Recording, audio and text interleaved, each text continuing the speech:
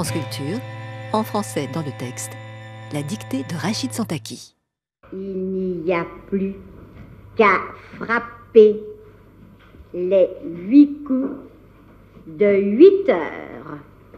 Point à la ligne. Aucune faute? Non, aucune faute. Frapper, t'as mis ER ou EZ? ER. Et toi? accent aigu. Comment? Accent aigu. Accent aigu. Donc t'as une faute, tu vois. Ouais. Il n'y a plus qu'à frapper. Rachid Santaki, vous auriez mis ER ou E, accent aigu?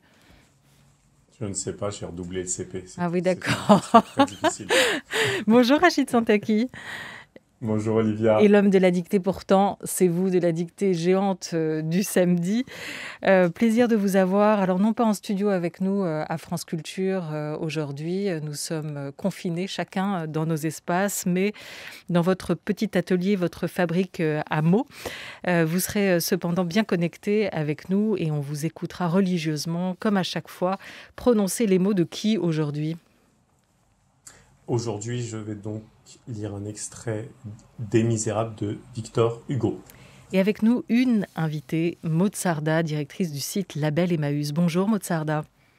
Bonjour. Avant de commencer cette dictée, juste un mot du travail énorme que vous fournissez au quotidien avec Label Emmaüs et notamment de votre librairie solidaire. Cette librairie solidaire, est-ce qu'elle fonctionne en temps de confinement ? Oui, elle est très active même. Il y a 1 million de références sur le site aujourd'hui et ce sont des produits qui ont tous été mis en ligne par des personnes accueillies chez Emmaüs et formées à des métiers d'avenir grâce à cette activité. Voilà, vous formez ceux qui remplissent les rayons de cette librairie virtuelle. Est-ce que ça marche dans les deux sens ? C'est-à-dire autant pour ceux qui souhaiteraient vous envoyer des livres en ce moment aujourd'hui que pour ceux qui souhaiteraient en réceptionner ? Pour la collecte de livres, les circuits restent ceux traditionnels. Donc, c'est envoyer aux Emmaüs physiques ou leur demander des collectes à domicile. Cette collecte, elle continue pendant le confinement, contrairement au premier confinement. Donc, nous, on ne collecte pas en direct, Label Emmaüs. On traite les livres que n'arrivent pas à écouler les Emmaüs dans leurs espaces de vente. D'accord, uniquement. Oui. On réussit à donner une 3e vie aux livres grâce à la vente en ligne. On récupère des livres qui partent au recyclage, qui sont dans les bennes de recyclage, et on en sauve 1 sur 2. Voilà, et ce label Emmaüs, il est alimenté par la dizaine de librairies ou de libraires solidaires qui vous rejoignent régulièrement. Est-ce que vous avez dans vos rayonnages à la maison ou chez Emmaüs Les Misérables de Victor Hugo ? Ah oui, on l'a forcément de nombreux exemplaires. Ça va être justement un extrait des Misérables que vous allez nous lire, que vous avez choisi, Rachid Santaki, pour cette dictée. Oui. Pourquoi lui aujourd'hui ? J'ai donc, pourquoi lui ? C'est un classique et j'aime beaucoup l'histoire de Jean Valjean, cet ancien forçat, donc frappé par la générosité de Monseigneur Myriel et qui va donc essayer de faire le bien après cette rencontre. Donc voilà, c'est un classique que je lis souvent en dictée, d'ailleurs. On rappelle les règles, une première lecture pour se mettre le texte dans l'oreille, une seconde où vous articulez et faites toutes les liaisons et où notre invité et les auditeurs de France Culture et ceux qui nous suivent sur le Facebook de France Culture prendront note sur une feuille, pas sur un ordinateur avec un correcteur d'orthographe, sur une feuille avec un stylo et une 3e lecture où on tentera de corriger, de revenir un peu sur les nœuds, les points difficiles de cette dictée ensemble à 2 voix, Rachid Santaki. Est-ce que vous êtes prête, Maud Sarda ? Oui, promis, je ne tricherai pas. Oh, ça c'est bien, ça c'est parce que vous êtes à distance, on ne peut pas vous surveiller. Mais Rachid Santaki vous rappellera que tout ça, de toute façon, c'est pour le plaisir de se mettre un peu au défi. Rachid, quand vous voulez. Première donc lecture, très bonne dictée à toutes et à tous. Ces rusticités s'utilisent pour les grosses besognes de la dévotion. La transition d'un bouvier à un carme n'a rien de heurté. L'un devient l'autre, sans grand travail.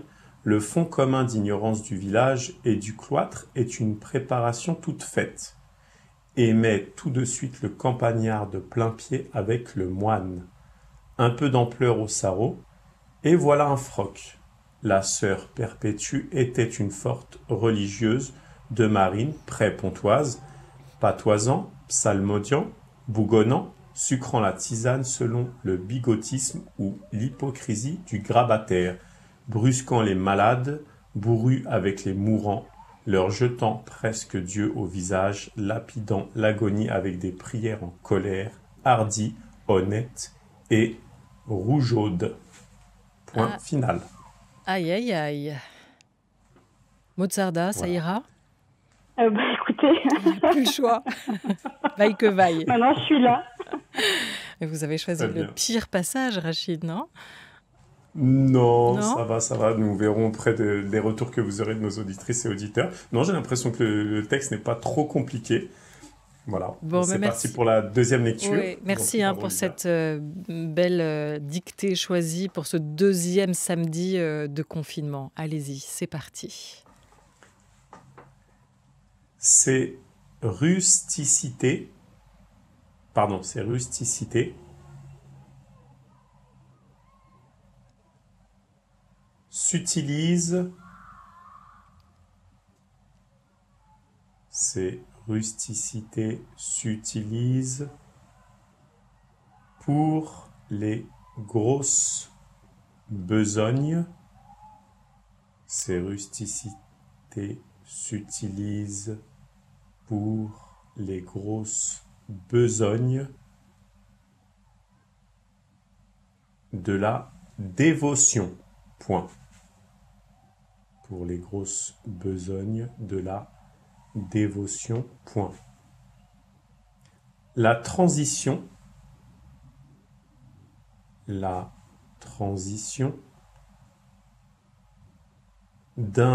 bouvier, la transition d'un bouvier, la transition d'un bouvier à un carme, la transition d'un bouvier à un carme n'a rien de heurté. La transition d'un bouvier à un carme n'a rien de heurté, point virgule. Est-ce que ça va, Maud? Ça va. Très bien. La transition d'un bouvier à un carme n'a rien de heurté, point virgule. L'un devient l'autre. L'un devient l'autre. L'un devient l'autre. Sans grand travail, point virgule. L'un devient l'autre. Sans grand travail, point virgule. L'un devient l'autre sans grand travail, point virgule. Le fond commun, le fond commun, le fond commun d'ignorance du village, le fond commun d'ignorance du village et du cloître, le fond commun d'ignorance du village et du cloître est une préparation, donc je répète, le fond commun d'ignorance du village et du cloître est une préparation toute faite. Le fond commun d'ignorance du village et du cloître est une préparation toute faite. Fin de la dictée pour les écoliers. Est une préparation toute faite, virgule, et met tout de suite, et met tout de suite, et met tout de suite, le campagnard, et met tout de suite, le campagnard de plein pied avec le moine, point. Le campagnard de plein pied avec le moine, point. Rachid Santaki, à mi-chemin, je rappelle que vous êtes confiné chez vous, en Seine-Saint-Denis, que je suis ici dans le studio de France Culture, qu'avec nous, il y a Maude Sarda, confinée chez elle également, directrice du site Label Emmaüs, qui prend note de cette dictée, extrait des Misérables de Victor Hugo. Et si vous le permettez, je vais juste répéter pour les auditeurs de France Culture, avec les moyens qui sont les nôtres ici et le son qui est le nôtre ici en studio, cette première phrase, cette première longue phrase. Ces rusticités s'utilisent pour les grosses besognes de la dévotion. Point. La transition d'un bouvier à un carme n'a rien de heurté. L'un devient l'autre sans grand travail. Point virgule. Le fond commun d'ignorance du village et du cloître est une préparation toute faite, fin de la dictée pour les écoliers, et met tout de suite le campagnard de plein pied avec le moine. Point. On en est à la moitié de la dictée. Je vous laisse continuer, Rachid Santaki. Merci, Olivia. Un peu d'ampleur au sarrau, virgule. Un peu d'ampleur au sarrau, virgule. Un peu d'ampleur au sarrau, virgule. Et voilà un froc, point. Un peu d'ampleur au sarrau, virgule. Et voilà un froc, point. La sœur Perpétue, donc je vais appeler le nom propre, la sœur Perpétue, donc P majuscule E R P E accent aigu T U E, la sœur Perpétue, était une forte religieuse, virgule. La sœur Perpétue était une forte religieuse, virgule. De Marine, virgule, donc un nom propre encore une fois, M majuscule A-R-I-N-E-S, virgule. Donc la sœur Perpétue était une forte religieuse, virgule, de Marine, virgule. Près Pontoise, virgule. Près Pontoise, virgule. De Marine, virgule, près Pontoise, virgule. Patoisant, virgule. Patoisant, virgule, psalmodiant, virgule, patoisant, virgule, psalmodiant, virgule, bougonnant, virgule, je répète, près Pontoise, virgule, patoisant, virgule, psalmodiant, virgule, bougonnant, virgule, sucrant la tisane, selon le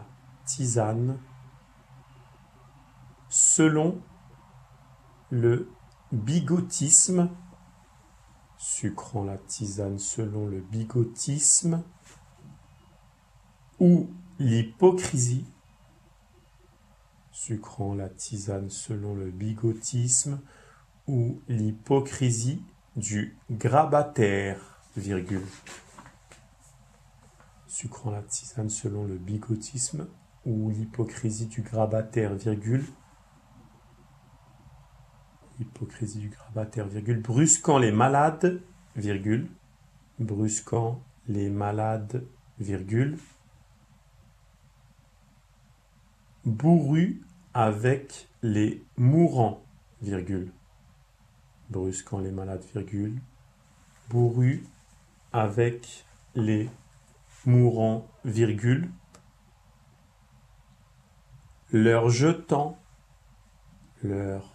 jetant presque Dieu au visage, virgule. Bourru avec les mourants, virgule. Leur jetant presque Dieu au visage, virgule. Lapidant l'agonie. Leur jetant presque Dieu au visage, virgule. Lapidant l'agonie avec des prières en colère, virgule. Lapidant l'agonie avec des prières en colère, virgule. Hardi, virgule. Hardi, virgule. Honnête. Hardi, virgule. Honnête. Et rougeaude, point final. Je répète ce dernier passage. Lapidant l'agonie avec des prières en colère, virgule. Hardi, virgule. honnête et rougeaude, point final. Est-ce que ça va, Maud? Écoutez, ça va, je pense. Je répète ces deux dernières phrases, Rachid Santaki, un peu d'ampleur au sarrau, virgule, et voilà, un froc. Point.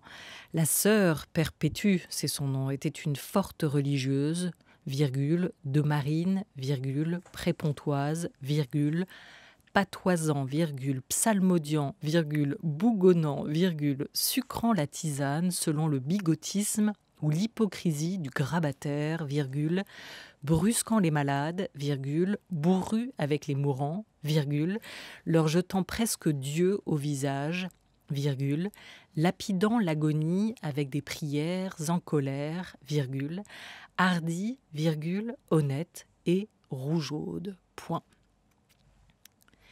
On va faire cette troisième lecture tout de suite avec correction. Quelques corrections, sachant qu'on ne vous donnera peut-être pas tous les points de détail, d'orthographe, d'accord, de conjugaison ou de grammaire des mots cités, mais que vous pouvez retrouver l'intégralité à la page de la dictée de Rachid Santaki sur franceculture.fr. Maud Sarda, est-ce qu'il y a des mots d'ores et déjà qui vous ont posé difficulté dans la première phrase, des questions que vous vous posez? Pas forcément dans la première. J'ai une petite question, mais c'est plutôt la deuxième partie. Sur la deux. Il y a des mots qui... Ouais. Sarrau, froc, des choses comme ça. Alors, c'est rusticité et S, et accent aigu S. Pas de E à la fin, c'est la règle qu'on a déjà évoquée plusieurs fois des noms féminins en T et en tier, sans E muet à la fin. Il y a une liste d'exceptions, mais ce n'est pas le cas pour rusticité. C'est un démonstratif CES. S'utilise pour les grosses besognes de la dévotion, s'utilise ENT, c'est donc au pluriel. La transition d'un bouvier, B-O-U-V-I-E-R, à un carme n'a rien de heurté. Carme, Rachid Santaki? Donc Carme, c'est un nom masculin, et c'est donc un religieux de l'ordre du Carmel.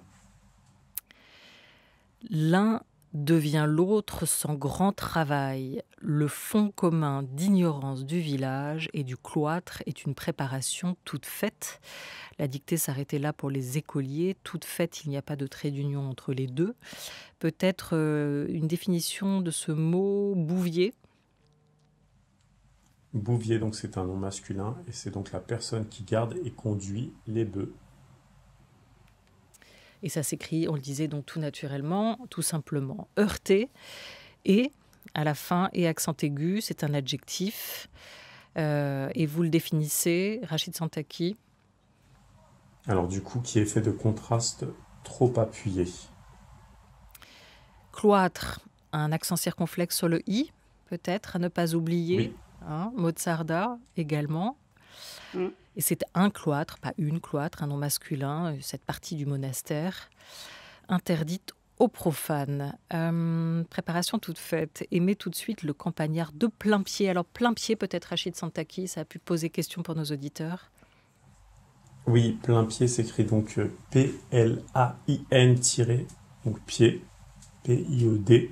Et donc se dit d'un logement construit sensiblement au niveau du sol extérieur ou d'un logement dont toutes les pièces sont de même niveau. Alors moi, je l'aurais écrit P-L-E-I-N. Et vous, Maud Sarda? Oui, c'est ce que j'ai fait. Ouais. Bon, on s'est trompés toutes les deux alors. On n'est peut-être pas les seuls avec un peu de chance. On se sentira moins perdu. Un peu d'ampleur au sarrau. Le sarrau, Rachid Santaki? Le sarrau, c'est donc une blouse à manches faite de grosses toiles et que l'on revêt par-dessus les vêtements. J'avais juste une précision pour plein pied. Cet adjectif plein, P-L-A-I-N, dans cette expression plein pied, n'est quasiment plus utilisé, sauf dans cette expression-là. Ouais. Et ça vient du latin planus, voilà, ce qui est plat, ce qui est égal, ce qui n'a pas d'irrégularité, en gros, sur cet aspect plat de la surface, à ne pas confondre donc, comme je l'ai fait avec plein, P-L-E-I-N. Froc, vous disiez éventuellement, Maud Sarda? Oui, j'hésitais. Comment vous l'avez écrit?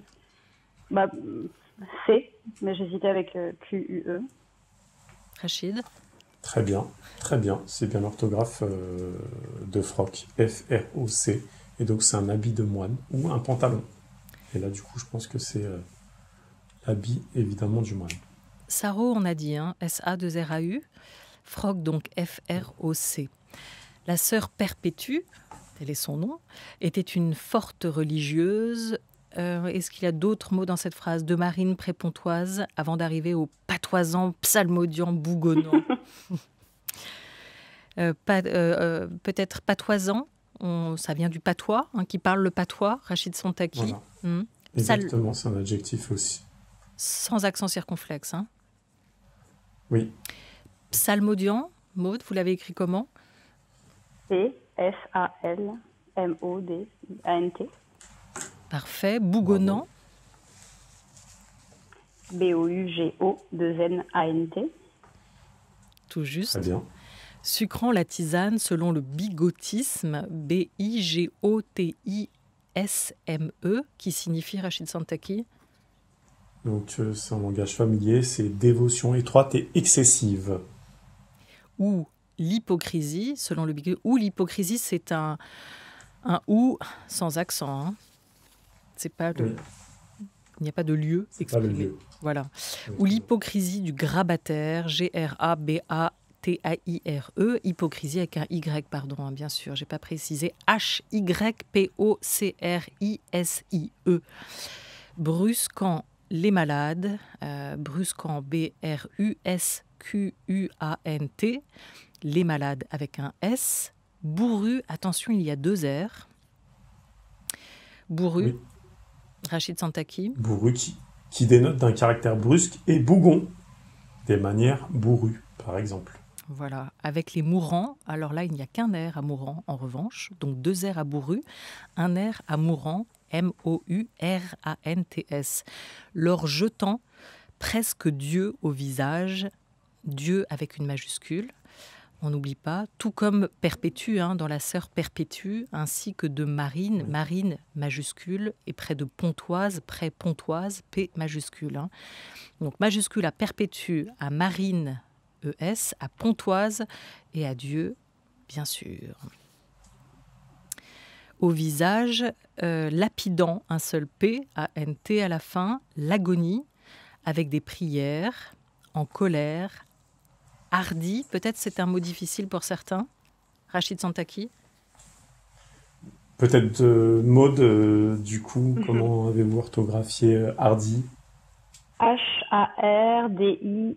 On parle bien de la sœur, c'était mon hésitation. Parfait.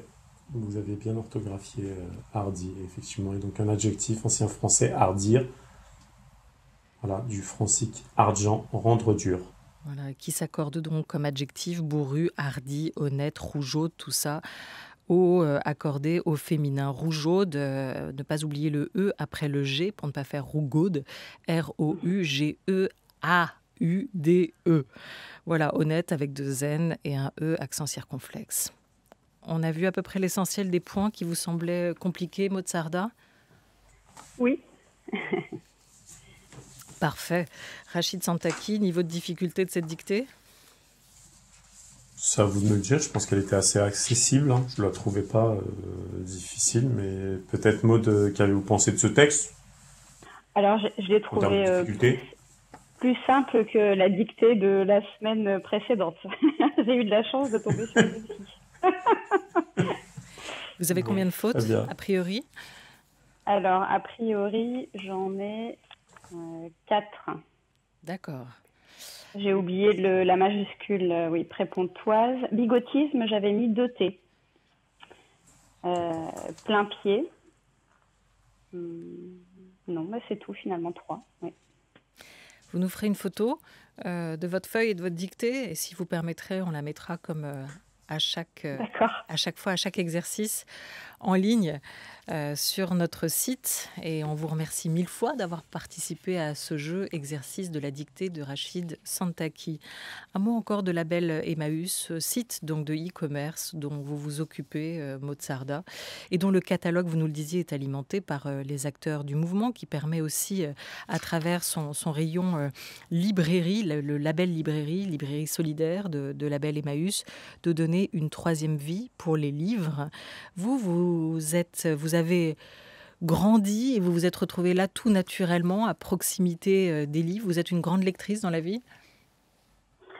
Je lisais beaucoup plutôt au lycée, autour du bac de français. C'était vraiment une passion à ce moment-là. C'est vrai que après j'étais plutôt aspirée par le professionnel et depuis 10 ans que je suis chez Emmaüs, là, encore moins de temps pour la lecture. Les livres sont aujourd'hui pour moi surtout un formidable support d'activité, de formation pour des personnes qu'on accueille dans nos centres. De formation aussi pour ceux que justement vous employez et que vous formez, pas simplement du coup aux usages numériques, alors aussi.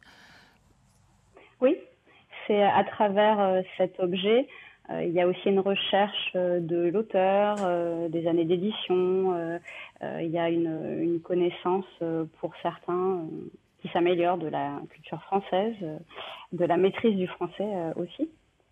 Comment fait-on pour vous aider, pas simplement en ces temps de confinement, mais aussi, et il faut d'ores et déjà, c'est bien, penser à l'après. Comment fait-on pour vous aider à lire solidaire? Alors, en se souvenant qu'Emmaüs, ce sont 450 points de vente partout en France. Donc, c'est un formidable maillage du territoire et dès que ces centres rouvriront, c'est important que tout le monde y pense. C'est 30 millions de livres qui sont collectés par Emmaüs chaque année en France. C'est gigantesque. Et puis après, dès maintenant sur Label Emmaüs, 1 million de livres à disposition pour lire solidaire, éco-responsable, puisque ce ne sont que des livres d'occasion. Rachid Santaki, vous allez participer à cette opération? Bien sûr, je trouve que l'initiative est formidable. Et au-delà du livre, l'importance justement, c'est l'actualité. Le livre, la culture, ouvrir les horizons, les esprits. C'est aussi le domaine de l'insertion que je trouve pertinent, effectivement, avec du coup les salariés qui sont aussi dans une reconstruction, si je ne me trompe pas, Maud. Oui, tout à fait. Chez Emmaüs, on dit souvent que c'est une deuxième vie pour les produits et une seconde chance pour les hommes. C'est le leitmotiv de ce mouvement. Ce qui est important, c'est qu'on ait une coopérative aussi, donc il y a vraiment un partage de richesse et de pouvoir dans notre gouvernance, bien différent des géants du e-commerce qui sont pas mal décriés en ce moment. Merci beaucoup à vous, Maud Sarda, d'être venue nous faire partager votre expérience et d'avoir joué le jeu de cette dictée. Je vous rappelle qu'on retrouve donc la correction de cet extrait des Misérables de Victor Hugo, choisi, sélectionné pour vous par Rachid Santaki sur franceculture.fr. Un grand merci à vous, Rachid. Rendez-vous la semaine prochaine pour une nouvelle dictée. Merci beaucoup et merci Maud Sarda. Tout de suite, merci. À quelques minutes de la fin, il est l'heure pour nous de retrouver notre malicieux physicien, c'est Étienne Klein.